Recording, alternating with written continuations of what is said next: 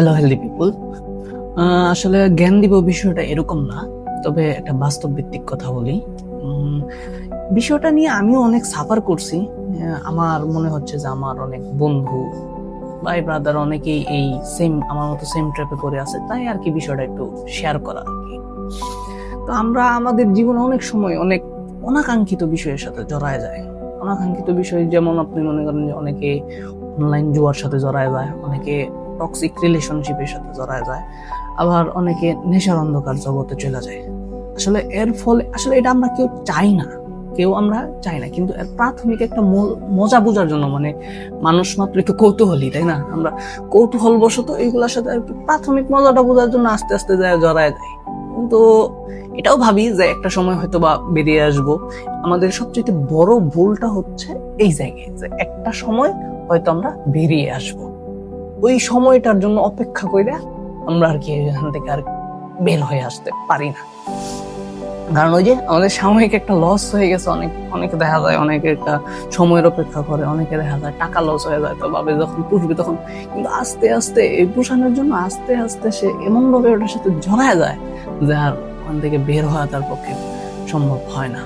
তো সে মানসিক ভাবে, শারীরিক ভাবে এবং আর্থিক ভাবে ব্যাপক একটা ক্ষতিগ্রস্ত। সবচাইতে বড় বিষয় জানেন কি? আমার সবচাইতে বড় বিষয় লাগে যে একটা মানসিক ক্ষতি হয়, ব্যাপক ব্যাপক একটা মানসিক ক্ষতি হয়। মানে তার সুস্থ থাকাটা অসম্ভব হয়ে যায়। মানে তার শরীরের মধ্যে অল টাইম একটা অশান্তি কাজ করে, যে আমার ওই দিক দিয়ে আর্থিক ক্ষতি হচ্ছে, ওই দিক দিয়ে মানসিক ক্ষতি হচ্ছে, শারীরিক ক্ষতি হচ্ছে। তো সবচেয়ে বড় বিষয়টা হচ্ছে আপনার সুস্থতা।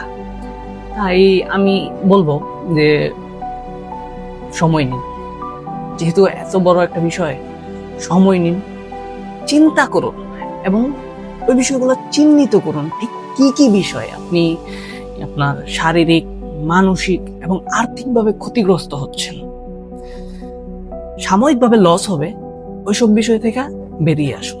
মানে একদম এমন ভাবে বেরিয়ে আসুন যে আপনার ফোনে যদি আপনার ওই বিষয়ের প্রতি আপনার ফোনে যদি কোনো ডাটা থাকে, জাস্ট ক্লিয়ার করে দিবেন। কোনো পাসওয়ার্ড, কোনো আইডি থাকে, বাস একদম ক্লিয়ার করে দিবেন।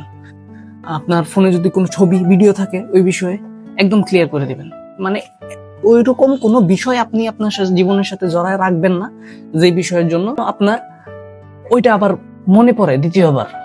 এমন ভাবে বেরিয়ে আসবেন যে ওইটার দিকে আর তাকাবেনই না। মানে লস হোক, মানে সাময়িক একটা লস হোক, কোনো সমস্যা নেই, কিন্তু বিশ্বাস করেন এই সাময়িক লসের মধ্য দিয়ে আপনি ভবিষ্যতের অনেক বড় একটা বিপদ থেকে বাঁচা যাবেন, অনেক বড় একটা বিপদ থেকে বাঁচা যাবেন। Thanks for watching.